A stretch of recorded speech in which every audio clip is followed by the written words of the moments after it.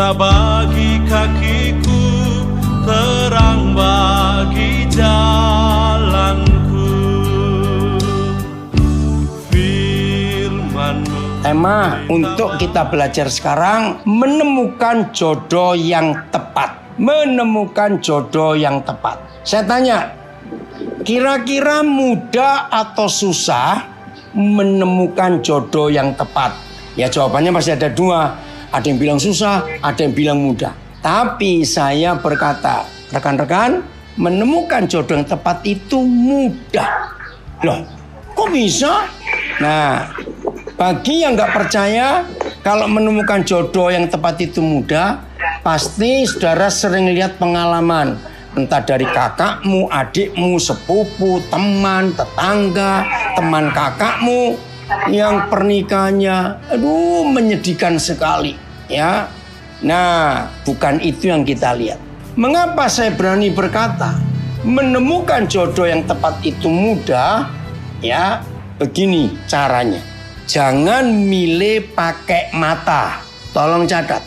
Untuk bisa mendapatkan jodoh yang tepat, jangan milih pakai mata. Nah, itu pasti sulit buat yang masih single. Ada yang senyum-senyum itu. Oke. Lah terus milihnya bagaimana? Justru milih jodoh itu jangan pakai mata. Pakai apa? Pakai hati. Oke. Sebelum suara makin kaget saya bilang ini, saya berikan fakta psikologisnya. Ini pengalaman saya membimbing, menolong banyak pernikahan yang seringkali ribut kalau memilih jodoh pakai matanya. Begini ya, wajar kalau sampai wajar. Semua manusia itu pasti punya kerinduan. Kalau kita seorang pemuda pengen sekali dapat istri yang cantik, wajar. Kalau saudara seorang pemudi, wajar mimpi, wah idolaku cowok yang seperti ini, cowok seperti itu, wajar. Tapi saudara tahu ada satu kejahatan yang dibuat oleh si jahat. Begitu si setan tahu ada di antara kita punya konsep di benaknya, di hidupnya, bahwa calonku harus cakep, calonku harus cantik. Begitu si jahat itu tahu ada seorang single, seorang lajang yang punya konsep, langsung di benak orang itu, maka dibuat frame cetakan yang gak bisa diganggu. Pokoknya istriku harus cantik, pokoknya suamiku harus cakep. Rekan-rekan, saudara-saudara, ini yang saya temukan penyebab perselingkuhan terbesar. 99% penyebab rumah tangga pernikahan ada perselingkuhan.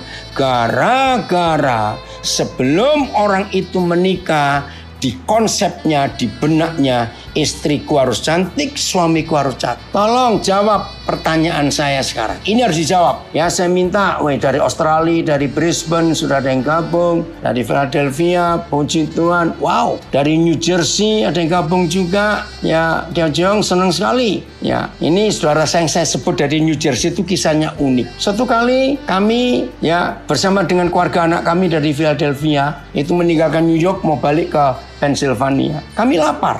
Lalu sampai New Jersey, coba cari rumah makan. Nah, ketemu pandan apa rupa apa? Tolong di mute. Nah, saudara, ternyata yang punya orang Indonesia. Nah, itu nggak sengaja, masakannya enak lagi. Jong, coba tulis pandan apa restoranmu namanya.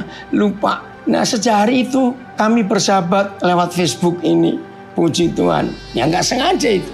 Oke, saya lanjutkan. Jadi 99% penyebab perselingkuhan itu karena di benak orang itu istrinya harus tetap cantik dan suaminya harus tetap cakep. Usia bertambah, ayo jujur, si cakep dan si cantik jadi bagaimana? Jangan tersinggung, jangan tersinggung. Karena ini fakta. Ayo, usia bertambah, si cakep dan si cantik jadi tua. Nah, ketika melihat pasangannya berubah, tidak secantik pertama kenal, tidak secakep pertama kenal. Karena usia. Dengarkan baik-baik. Begitu noleh ke kanan, istilah saya, lihat pasangan ini, aduh kok begini. Tapi lihat keluar, wow. Banyak yang cakep, banyak yang cantik. Rekan-rekan, timbul rasa tidak puas. Nah, jahatnya manusia, ya. Ini jahatnya manusia. Yang namanya manusia, bisa nggak kita melihat ke diri kita sendiri? Halo? Jawab. Bisa nggak kita melihat ke diri kita sendiri? Bahwa sebetulnya kita juga peot karena usia. Ada yang sudah jawab di Zoom saya, nggak bisa. Kita nggak bisa ngelihat diri kita sendiri. Kita ini jahat ngelihat ke orang lain. Nah saudara, maka itu bagi yang masih single, yang masih lajang, saya pesan, jangan kita memaksa untuk mencari pasangan yang cantik dan yang cakep. Jangan. Pasti kita akan kecewa suatu hari nanti. Nah, saya kembali. Jadi, kenapa saya mengajarkan bagi yang masih single? Nah, begini caranya. Maaf ya, kalau nggak setuju nggak apa-apa. Saya nggak memaksa. Kalian orang-orang muda yang belum menikah, ya saya nggak maksa. Pasti kalau saya ngajarkan ini, jawabannya enak Pak Danielson menikah kok. Kan saya belum. Maaf, enggak ya. Oke. Memang ada yang berkata begini, tapi saya nggak setuju. Jiwa itu bisa diubah kapan saja. Tapi kalau wajah paras kan bisa diubah. Awas ngomong begitu ya. Jangan. Oke, begini loh saudara. Rekan-rekan perhatikan. Kalau Anda melihat seseorang, misalnya ini cowok belum menikah, melihat ada cewek cantik sekali, terus hatimu kesetrum. Maaf ya, ini pakai istilah gampang saja. Itu bukan jodoh, tapi itu pasti hawa nafsu. Wajar. Yang namanya manusia, kalau melihat yang cakep, yang cantik, waduh, hati ini bisa kesetrum. Wajar. Tapi itu bukan jodoh. Jangan menikah karena mata kita yang menentukan. Bisa menipu. Ingat tadi, usia bertambah, wajah berubah, penampilan berubah. Nah, kalau suatu hari yang lajang, yang single, saudara melihat seseorang, maaf, hatimu membatin. Kok ada orang sejelek itu ya? Tiba-tiba hatimu kesetrum. Nah, itu jodoh. Catat itu baik-baik. Serius. Karena tidak boleh dengan mata untuk menentukan. Harus dari hati. Terima kasih Tuhan untuk pengertian ini. Maka itu dalam hidup ini hati-hati dengan penglihatan mata kita. Saya punya kalimat lagi. Maafkan saya kalau nggak setuju nggak apa-apa. Tapi ini sebagai konsep. Kita ini menikah kan bukan dengan penampilannya. Kita menikah kan bukan dengan wajahnya. Menikah itu dengan jiwanya. Bukan dengan fisiknya saja. Fisik akan berubah, sudahlah. Mau sehebat apa bodybuilding sejak masih muda, kalau sudah tua berubah. Itu fakta. Nah, kalau begitu, bagi yang sudah pacaran, maaf, ini istilah saya saja. Jangan pernah cari yang cocok. Di sesi pertama tadi untuk yang pasangan kita belajar. Di dunia ini tidak akan ada orang menikah dapat yang cocok kecuali menikah dengan mayat. Nah, ada satu buku yang menuliskan itu. Lagi sekali, di dalam dunia ini tidak ada pasangan yang cocok kecuali menikah dengan mayat. Perhatikan ini. Jadi mau menikah dengan siapa saja, pacaran berapa tahun saja, tidak menjamin bahwa kita nggak pernah ribut, nggak pernah bertengkar. Tidak menjamin sama sekali. Maka itu, anak-anak saya yang belum menikah, rekan-rekan, saudara-saudara yang belum menikah, buang konsep bahwa menikah itu hanya dengan fisiknya saja, ya. Salah besar. Menikah itu dengan jiwa, dengan yang di dalam. Karena yang di dalam ini itu yang hidup terus. Yang di luar ini, jasmani ini akan merosot. Nah, kalau kita memilih jodoh karena mikir bukan cuma fisik, tapi yang di dalam lebih penting daripada yang di luar, maka pernikahan kita akan langgeng dan akan bahagia. Nah, saya sarankan ya, kalau ada di antara kita sudah pacaran 19 kali putus semuanya, saya pesan jangan cari yang ke-20. Jangan, nggak akan ketemu yang cocok. Serius, dia pada capek, 19 kali putus terus. Nah, ini cuma intermezzo saja. Cobalah kembali ke yang nomor 17 atau ke 18 atau ke 19. Coba nyambung lagi yang nomor-nomor belakangan. Jangan coba nyambung ke yang nomor 1. Sudah punya anak, dia kelamaan nunggu saudara. Maaf.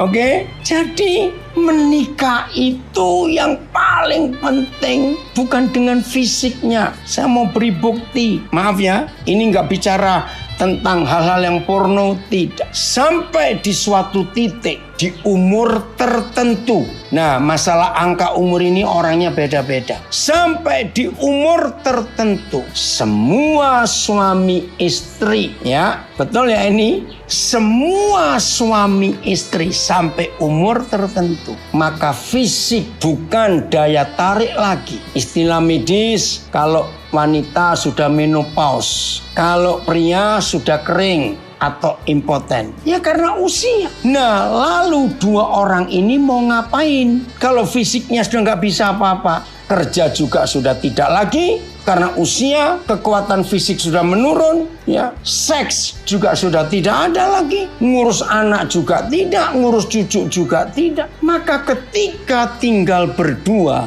ini loh pernikahan yang langgeng dan bahagia. Aduh, luar biasa. Maka itu satu kali saya pernah baca ilustrasi menarik sekali. Ya, ada kakek nenek sudah lanjut usia, tinggal santai berdua di rumah. Suatu hari kakek ini bilang pada nenek, mulai besok aku nggak mau makan daging, aku mau makan sayur-sayuran saja, aku mau makan buah-buahan saja, supaya aku tetap kelihatan cakep dan sehat. Nah, nenek ini jawabnya sederhana sekali, sambil santai. Misalnya kakek lagi baca koran, nenek lagi ngerajut apa. Tahu dari mulut nenek keluar kalimat ini. Hayah, sudah tua saja. Monyet tiap hari makan buah dan sayur juga tetap jelek. Ini si kakek tersinggung. Aduh, ini istri ini nggak bisa diajak kompromi. Karena lihat ya, suatu kali kita tua nggak sih? Ya pasti akan tua suatu kali. Nggak mungkin akan muda terus, cakep terus, cantik terus. Ya kakek nggak komentar, cuma jengkel aja. Nah, berapa waktu kemudian, di tempat yang sama, jam yang sama, lagi santai dua orang yang sudah kakek nenek ini. Tiba-tiba nenek nyeletuk, Pak, mulai minggu depan aku mau rajin berenang supaya kelihatan langsing. Kakeknya jawab, sudah tua saja kok. Ikan paus tiap hari berenang, nggak kurus-kurus juga. Ngerti nggak ilustrasi ini? Ya sudahlah, kalau sudah tua ya sudahlah, terima apa adanya.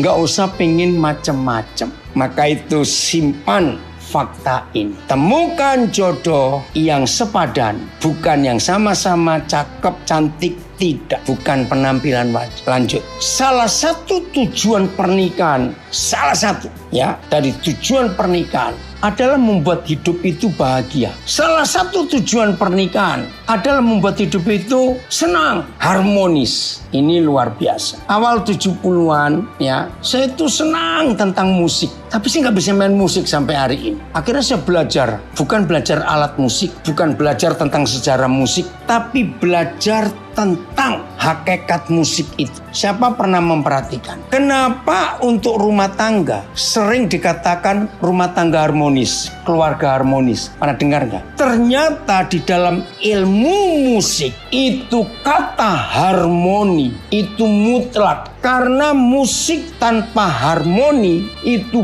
berantakan. Nah, salah satu hebatnya harmoni musik. Saudara, siapa yang pernah lihat konser orkestra? Ya, tahu ya? Sekian puluh macam alat musik, bentuknya beda-beda, suaranya beda-beda, cara memainkan beda-beda. Tapi puluhan alat musik dengan suara beda, cara main beda, hanya tunduk dengan tongkat kecil di tangan seorang dirigen. Nah, begitu alat musik yang macam-macam bentuk, nada, suara beda dimainkan dengan cara yang harmoni. Wow, lahirlah sebuah suara musik yang indah menyenangkan. Nah, orang Jakarta, kenapa di satu daerah ya di tengah kota Jakarta, kalau dari Hayamuruk, dari Gajah Mada menuju ke Monas atau Istana Negara, ada satu daerah namanya Harmoni. Karena dulu di perempatan itu ada gedung opera zaman Belanda, gedung orkestra. Nah, gedung yang kecil ada di samping kiri Monas, dekat Harmoni itu, ya, sebagai satu-satunya tempat untuk konser Jakarta zaman Belanda. Nah, namanya Harmoni. Nah, waktu saya belajar ilmu musik itu, saya kagum. Jadi keluarga disebut harmoni itu sebetulnya nggak boleh. Karena harmoni itu hanya untuk musik. Tapi mengapa dunia mempercayai bahwa keluarga itu harus harmonis? Karena seperti alat musik. Waduh, waktu saya belajar itu, saya bersyukur kepada Tuhan. Sehingga di dalam masalah pernikahan, belajar tentang harmoni. Nah, dengarkan baik-baik. Ada 8 tangga nada secara universal. Do, re, mi, fa, sol, la, si, do. 8. Ya, ada 8 oktav dalam ilmu musik. Saudara sangat mengagumkan. Masing-masing nada, do, ke, re, ke, mi, dan seterusnya, itu beda resonansinya, beda amplitudonya, beda getarannya, semuanya beda. Tapi di tangan seorang ahli penggubah lagu, ahli musik dirigen, ini nada berbeda-beda. Kalau dipadukan, wih, jadi alunan yang indah. Tolong catat ya orang-orang muda. Saya mau tanya kepada saudara, mungkinkah satu nada dibuat jadi lagu? Nggak mungkin ada orang buat lagu re semuanya. Nggak mungkin ada orang buat lagu sol semuanya. Mengerti? Jadi jangan mencari jodoh yang senada. Maka rumah tanggamu hambar, nggak ada lagunya. Perhatikan, jangan mencari jodoh yang senada. Nggak lucu. Nah, maka kalau yang suka musik begini, saudara harus menikah dan punya 6 anak. Maka saudara punya 1 oktav, do, re, mi, fa, sol, la, si, do. Ngerti ilustrasi ini? Baru lengkap. Nah, saudara, pencipta alam semesta ini membuat nada-nada di alam ini harmonis sekali. Harmonis sekali. Saya pernah ketemu di Ambon. Ada seorang pendeta namanya Pendeta Uni Putih. Nah, tolong yang orang Ambon cari sejarah ini. Ya, Pendeta Uni Putih ini dikenal di Ambon sebagai orang yang paling banyak menggubah lagu-lagu gereja dengan 4 suara. Wah, hebat. Nah, uniknya Pendeta Uni Putih ini, dia itu punya kebiasaan yang gak dimiliki oleh orang lain. Bagaimana cara dia menemukan nada-nada atau lagu-lagu baru? Hobinya begini, begitu hujan selesai, apalagi zaman beliau masih hidup, belum ada atap seng, semuanya masih pakai atap daun. Nah, begitu hujan berhenti, maka Pak Uni Putih almarhum ini mencari tempat-tempat apa saja yang ditemukan. Entah kaleng, entah bekas toples ini, entah bekas botol, apa saja. Entah tempurung kelapa, itu diisi air sesuai dengan seleranya. Berapa banyak. Apa yang dia buat? Dia cari tetesan air bekas hujan dari atap yang netes. Nah, dia taruh itu. Lalu dia duduk di jendela. Lalu dia dengarkan tetesan air yang netes di beberapa tempat yang dia pakai. Nah, waktu saya dengar kisah itu, ya salah satu anaknya itu Dokter Uni Putih, sudah meninggal, ada di Karangpanjang. Nah, salah satu anaknya juga seorang hamba Tuhan, sudah meninggal juga. Saya panggil dia Tante Rose, ya, Uni Putih, Liatimia, ya, tokoh dari gereja Tuhan di Indonesia. Ketika saya mendengar cerita itu, hebat juga, dari diris air dari atap yang turun, Pak Uni Putih bisa menggubah lagu. Saudara, saya mau katakan kepada semua kita, ingat, jangan cari pasangan yang senada, nggak lucu, nggak bisa do kawin dengan do, nggak bisa sol kawin dengan sol, nggak lucu, nggak ada lagunya nanti itu. Maka itu kalau kita ketemu yang tidak cocok, justru itu indah. Jadikan pencipta alam semesta menggubah lagu di dalam keluarga kita. Maka keluarga yang harmonis itu seperti musik yang indah sekali. Nah, di dalam ilmu musik, perhatikan ini. Ada nada kalau diberi titik di atas itu nada tinggi. Ada nada kalau diberi titik di bawah itu nada rendah, ya. Yang suka musik pasti akan tahu. Nah, di dalam pengertian pernikahan, musik ini sangat luar biasa. Sesekali pasangan kita bisa punya nada tinggi. Ngerti maksudnya? Wih, melengkeng sekali. Tolong yang di sebelah jangan ikut nada tinggi, nanti putus senarmu. Semuanya ditinggikan istilahnya. Tapi kalau yang satu tinggi, coba yang satu turun rendah. Nggak apa-apa. Nanti ada keharmonisan di dalam pernikahan. Nah, yang belajar musik ada istilah mayor dan istilah minor. Masih ingat? Nah, yang minor kita belajar. Minor itu diberi coret, diberi garis miring. Fa jadi fi, gitu ya. Dibuat miring. Jadi ada waktunya. Izinkan saya ngomong ini. Sesekali ada yang miring di keluarga kita. Nggak apa-apa. Karena perlu juga untuk ngubah lagu dengan nada yang miring. Minor itu tadi. Wah, kalau semua kita dalam pernikahan menggunakan kata harmonis, harmoni. Itu untuk ilmu musik rumah tangga kita luar biasa. Jadi nggak apa-apa. Kadang-kadang yang satu rendah, yang satu tinggi. Kadang-kadang balik, nggak apa-apa. Ada mayor, ada minor, silakan. Maka suasana keluarga kita akan indah. Setiap hari ada alunan musik yang menyenangkan sekali. Nah, kalau suami istri mau diberi nada yang beda-beda oleh Tuhan, ya betul dari Cibinong, asal jangan miring terus, ya nggak bisa nyanyi dengan minor terus, harus ada perubahan. Ya, kalau suami istri seperti itu, wah, suasana keluarga itu indah. Nah, saya tidak tahu di antara semua saudara-saudara di perusahaan yang kita bergabung hari ini, yang pernah disakiti oleh mantannya, sudah lupakan itu. Jangan dibawa terus ke hari ini, ya, janji, jangan. Maka itu saya ingin berkata sekarang untuk yang masih belum bisa melupakan mantan, hari ini harus relakan. Harus relakan. Saudara tidak boleh berkata tentang mantan, aduh seandainya. Tidak boleh ada kata itu. Kalau sudah mantan, ya mantan. Sudah, nggak usah diingat-ingat. Mantan jangan dihadirkan ke hari ini.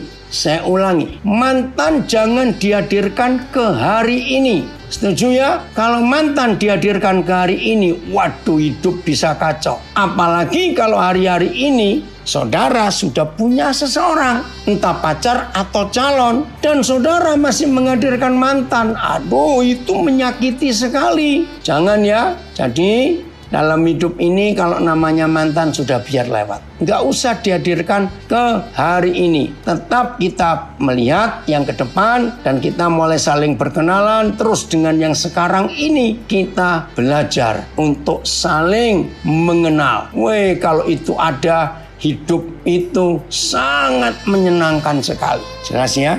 Nah, dalam ilmu jiwa kita belajar ini. Memori kita, pelan-pelan ya. Memori kita harus kita periksa dalam menemukan dan menentukan siapa jodoh kita. Saya ulangi lagi, di dalam menentukan dan memilih siapa jodoh kita, kita harus jadi kalau kita memeriksa memori kita dengan baik isinya apa, maka kita akan menemukan kebahagiaan dalam pernikahan kita. Saya beri contoh, maafkan saya. Ketika kita masih anak-anak, ayah ibu kita rajin bertengkar. Ada bukan?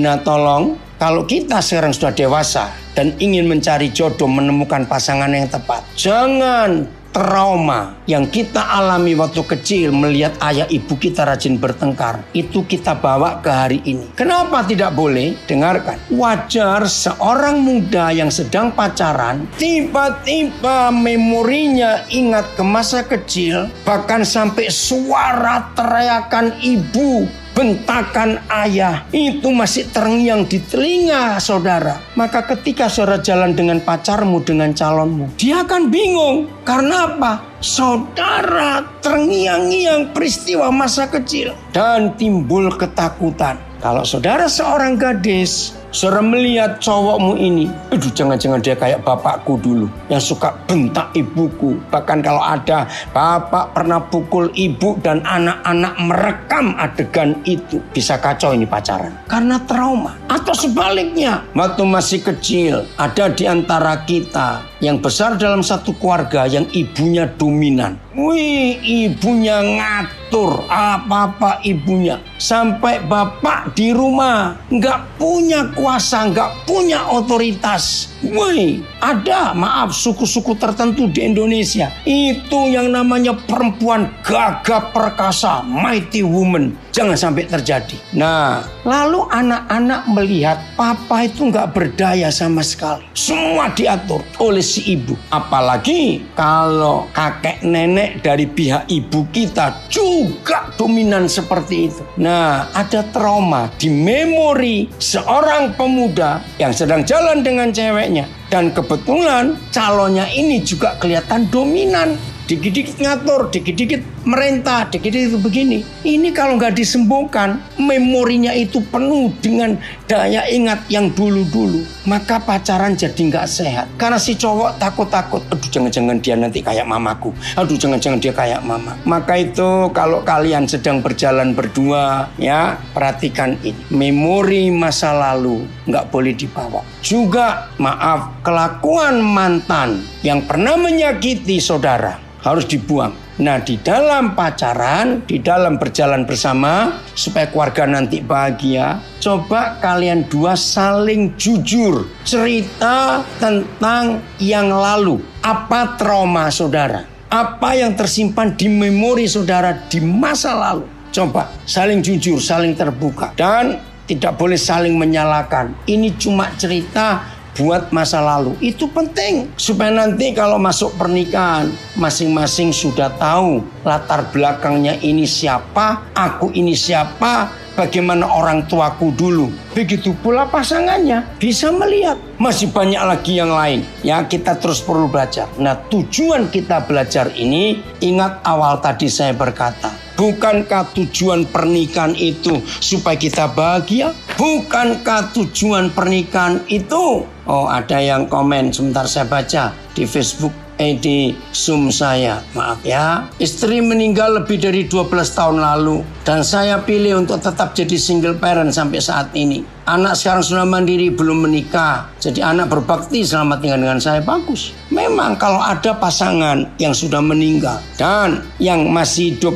tetap konsisten tidak menikah, nggak apa-apa. Tidak harus kok menikah lagi. Ya, saya kenal satu keluarga dan dia orang terkenal. Kalau saya klik di internet, di Google, Iwan Pangalila. Dia ini orang Indonesia pertama dan satu-satunya dapat penghargaan dari departemen, ya, salah satu departemen pemerintahan Amerika Serikat. Dia punya hak paten di perusahaan Airbus. Ada 4 atau 6 hak patennya. Orang hebat. Iwan Pangalila. Cari di Google. Saya kenal keluarganya. Saya kenal ibunya. Nah, ketika ayahnya meninggal, ayahnya kalau nggak salah diakui sebagai calon pahlawan nasional. Namanya diabadikan. Ya, Kolonel ya Pangalila menjadi pusat angkatan laut yang ada di Surabaya. Nah, ketika ayahnya meninggal karena tugas, pesawatnya meledak di bandara Samuel Ratulangi Manado tahun 7 bulan 6 bulan saya lupa. Ibunya masih muda, baru awal 30-an dia janda dengan 5 anak. Nah, ibunya itu cantik sekali saya kenal. Ibunya masih hidup sampai hari. Ibunya tidak menikah. Padahal dalam cerita mereka, waduh, begitu ayahnya meninggal, banyak orang termasuk berapa pejabat yang mendekati ibunya. Karena memang cantik. Sampai hari ini pun sudah usia 80 tahun masih cantik. Dia tidak menikah lagi. Dan di situ saya melihat anak-anaknya respek dan hormat kepada ibu yang ditinggal suami masih muda tidak menikah. Nah, itu saya jawab yang ada di Zoom. Oke, saya lanjutkan. Jadi rekan-rekan, anak-anak saya, orang-orang muda, perhatikan ya. Hati-hati dengan memori masa lalu, dengan trauma masa lalu, dengan mantan-mantan. Jangan dibawa ke sini ya. Yang disakiti oleh mantan, jangan mencurigai pasanganmu sekarang akan berbuat seperti mantanmu dulu. Jangan. Nah, ingat tujuan kita menikah kan bahagia. Tujuan kita menikah supaya ada damai dalam hidup kita. Tujuan kita menikah kan supaya ada kesukaan yang gak habis-habis di rumah kita. Maka itu jangan membiarkan hidup pernikahan kita tidak damai, tidak harmonis. Nah, yang paling penting dari semua ini, izinkan saya berkata, korban cinta itu pasti, kalau saya nggak berkata rata-rata perempuan. Saya ulangi, korban cinta itu pasti perempuan atau rata-rata perempuan. Rekan-rekan, adik-adik, anak-anak saya yang belum menikah, izinkan saya mengatakan masalah ini. Jangan ada seks sebelum sah menikah. Saya ulangi, maafkan saya, tapi saya harus bicara. Demi kebahagiaan kita, jangan ada seks sebelum sah menikah. Maka itu hati-hati, ya. Maka itu hati-hati. Kalau ada seorang berkata begini sebelum menikah, maaf ya, ini yang sering terjadi kerusakan. Hati-hati. Apa bedanya sekarang dan nanti? Saya sering mendengar dalam hidup orang-orang muda hancur hidupnya karena seks before marriage. Seks sebelum menikah itu menghancurkan hidup. Maka itu hati-hati kalimat, apa bedanya nanti dan sekarang? Toh, aku cinta kamu kok. Hati-hati. Ada satu tulisan di satu buku, dan itu para psikolog mengakui 90 sekian persen setelah seorang cowok, maaf saya harus ngomong apa adanya, 90 sekian persen setelah seorang cowok memerawani, tahu kata ya, memerawani pacarnya, 90 sekian persen cowok ini pasti meninggalkan ceweknya.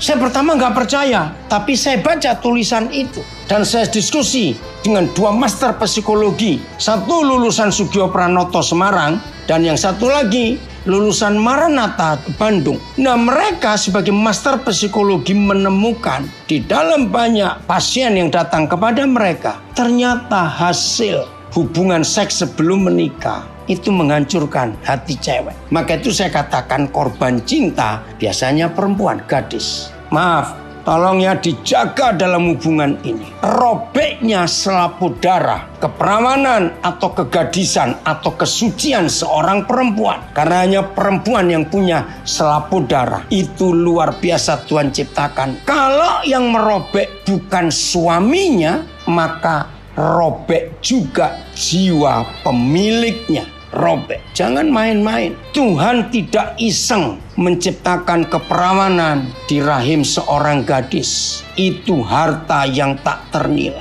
Maka itu kenapa di semua agama pasti ada ritual perkawinan. Saya ulangi, kenapa di semua agama pasti ada ritual perkawinan? Karena Tuhan mengajarkan kepada umat manusia, pernikahan itu sakral, pernikahan itu kudus, maka itu ada ritualnya. Nah, seorang pria yang belum sah berstatus suami, berarti belum menikah. Kalau dia merobek selaput darah kegadisan calonnya, berarti bukan istrinya. 90 sekian persen cowok itu meninggalkan dia dan dalam kurang dari 1 minggu sudah jalan dengan cewek lain. Maaf ya, saya cerita ini fakta. Nah, mantannya yang diperawani baru seminggu ditinggal, dia melihat ada gadis lain yang digandeng oleh mantan cowok yang bajingan itu. Maaf saya berkata kasar. Dia itu ingin ngomong kepada gadis yang baru ini,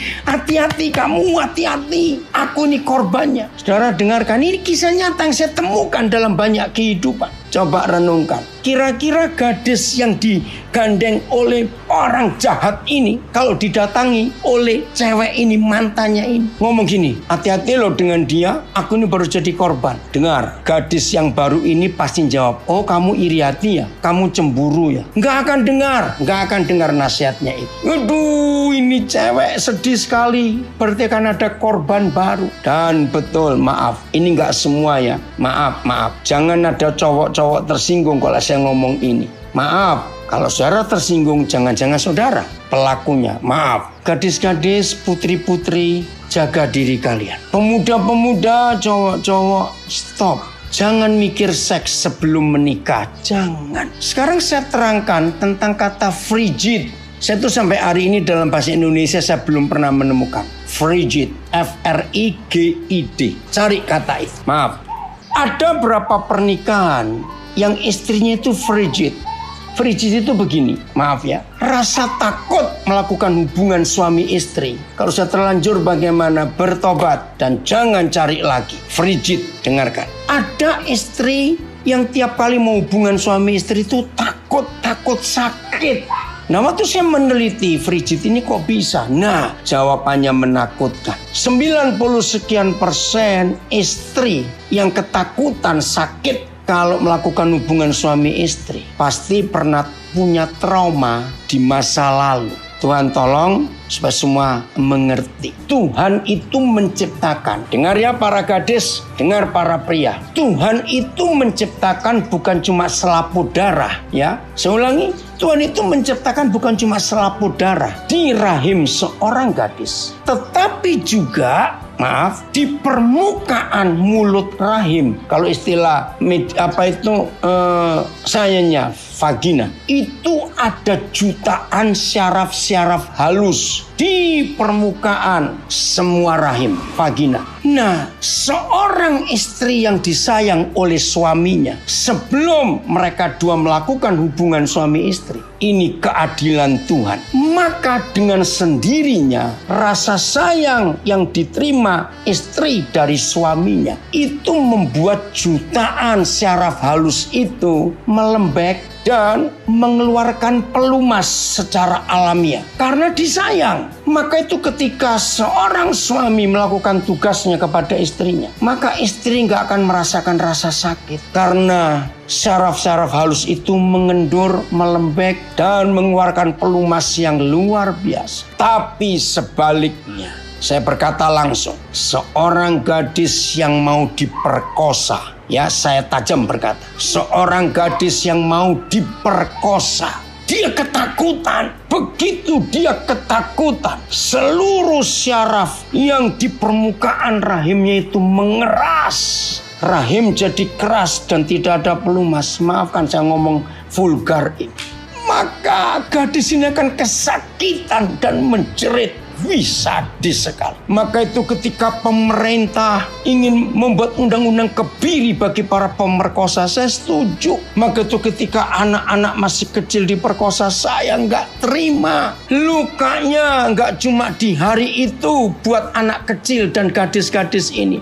Lukanya itu seumur hidup. Ayo orang tua kita ajarkan ibadah anak-anak kita. Rekan-rekan, anak-anak saya, orang-orang single, orang-orang muda, perhatikan. Jangan ada seks sebelum menikah, jangan, itu merusak sekali. Kiranya tidak ada istri yang frigid, ketakutan kalau melakukan hubungan seks. Tolong ya. Jadi selama masih single, selama masih lajang, nikmati masa lajangmu. Sebelum engkau terikat dengan sebuah pernikahan yang tidak boleh ada orang ketiga, nikmati. Tolong jaga baik-baik. Maka itu saya marah pada pemerkosa. Itu bajingan betul. Tolong. Supaya nanti kalau rekan-rekan, saudara-saudara masuk pernikahan, itu bahagia sekali. Ya, nggak ada kemarahan, nggak ada dendam. Aduh, luar biasa itu. Nah, bagian terakhir. Saya punya prinsip, ini mudah-mudahan tidak terjadi lagi. Cukup yang sudah, maaf ya. Saya tidak akan menikahkan orang yang pacaran berarti belum menikah, tapi gadisnya sudah hamil. Tidak, saya tidak akan menikahkan. Tunggu cocok atau tidak, jodoh atau tidak. Loh kenapa? Nah, ini fakta yang saya temukan di dalam kehidupan. Semua orang yang hamil sebelum menikah itu pasti belum siap. Ya, belum siap, itu pasti. Nah, orang yang belum siap lalu dinikahkan, aduh, itu neraka di dunia. Korban pertama adalah si anak yang tidak berdosa itu. Ingat ya, yang belum menikah harus tahu. Hati orang tua, perasaan orang tua itu langsung diserap oleh hati anak-anak. Maka itu ketika ayah ibu gelisah, anak mereka yang masih bayi tidurnya tidak nyenyak. Ya, tidurnya tidak nyenyak. Kenapa? Anak ini merasa, kenapa bapak ibuku? Ada apa dengan mereka? Apalagi kalau sampai ayah ibu rajin bertengkar. Bayi-bayinya nggak bisa tidur nyenyak. Nah, ketika pasangan muda yang terpaksa menikah, lagi sekali hamil sebelum menikah, itu pasti terpaksa menikah. Maka itu jangan dinikahkan. Nah, ketika ayah ibu lagi tidur, tapi hatinya nggak berdamai, dua orang ini, anaknya pun nggak bisa tidur karena gelisah. Bayi yang nggak bisa tidur itu pasti rewel. Bayi yang rewel cuma nangis. Maka ayah biasanya kalau ibu tidak sekeras, ayah marah. Anak kecil nggak tahu diri. Kamu nggak tahu ya, papamu ini perlu tidur. Besok kerja cari duit buat beli susu kamu. Anak bayi yang nggak ngerti apa-apa dibentak, makin kenceng nangisnya. Makin kenceng nangis bayi, makin tinggi emosi bapak. Makin tinggi emosi bapak, makin kenceng nangis bayi. Saudara bayangkan antara bapak dengan anak sama-sama emosi. Saudara, sampai umur 2 tahun, anak ini nggak bisa balas. Tapi sejak bayi dia dibentak, dipukul. Begitu ayah ibu ribut, papa mama muda ini bertengkar, maka si bayi jadi korban. Pasti ada kata-kata gini walaupun nggak langsung. Kenapa kamu nongol duluan? Gara-gara kamu kami ini menderita. Itu kalimat jahat dari seorang ayah dan ibu yang terpaksa jadi ayah ibu yang belum siap. Nah, setelah umur 2 tahun lewat, anak yang memendam dendam 2 tahun lebih meledak. Anak ini bisa melotot ke ayahnya, bisa melotot ke ibunya. Anak ini mulai mengeluarkan aslinya kemarahannya yang ditekan 2 tahun itu. Nah, ayah ibu melihat anak 3 tahun sekurang ajar ini ribut nggak? Aduh, pasti berontak. Anak kurang ajar. Kenapa kamu melawan orang tua? Anak ini makin jadi. Saudara, akhirnya anak ini jadi musuh dari orang tuanya sendiri. Saya ceritakan yang jelek. Ini fakta. Maka ketika anak ini umur 5 tahun, mulai bisa balas. Jadi makin jahat anak ini. Tiba-tiba ekonomi berubah. Rumah tangga suasananya jadi baik. Karena ekonomi cukup bahkan lebih. Hamil anak kedua dan lahir anak kedua dalam situasi yang harmonis orang tuanya. Anak kedua manis, penurut, baik, beda dengan kakaknya yang kurang ajar itu. Maka mau tidak mau ayah ibu anak ini kalau kakaknya nakal. Lihat itu adikmu, manis sekali, dia penurut, teruskan sendiri. Muncul partai ketiga, kakak musuhin adik. Yang tadi kakak musuhin papa mama, sekarang kakak punya musuh ketiga, adik. Ya sakit hati kakak ini dibanding-bandingkan. Nah akhirnya apa? Kalau nggak ada ayah ibunya, kakak ini nyubit adiknya, musuh adiknya. Nah adik yang tahu disayang jadi cengeng, baru disenggol. Datang mamanya, kamu apain adikmu? Saudara teruskan sendiri. Ini loh fakta keluarga yang salah.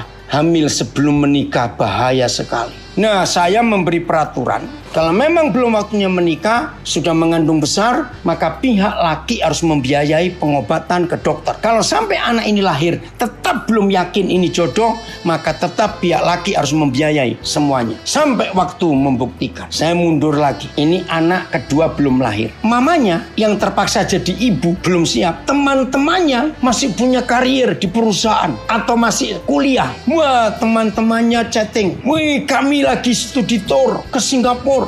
Waduh, aku dapat bonus karena kerja di perusahaanku. Aku ini karyawan yang bagus. Coba jujur jawab, bagaimana perasaan mama yang terpaksa jadi mama mendengar cerita teman-temannya kesini ke situ, begini begitu, punya karier ini, punya karier itu, dapat bonus ini, bonus itu. Sakit hati mama yang terpaksa ini. Ketika hati mama ini terpaksa, sakit karena terpaksa jadi mama. Pelampiasannya kemana? Tolong jawab. Ke anak ini dipukul, dibentak walaupun gak salah. Anak ini bingung, salahku apa? Aduh, saudara, saya bisa cerita nggak habis-habis. Mengerikan kalau salah dalam pernikahan. Maka itu mulai hari ini, ayo kita baik-baik. Maaf adik-adikku, maaf anak-anakku, maaf. Kalau ada yang terkena atau terluka, hari ini kita selesaikan semuanya. Stop semua lingkaran setan yang kita hentikan.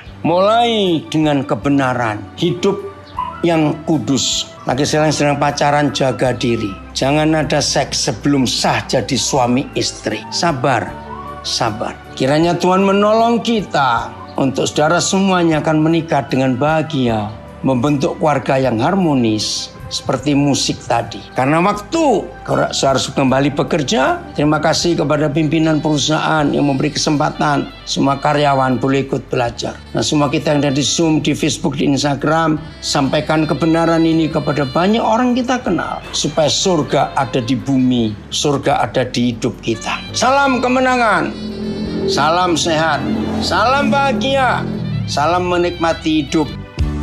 Firman-Mu pelita bagi kakiku, terang bagi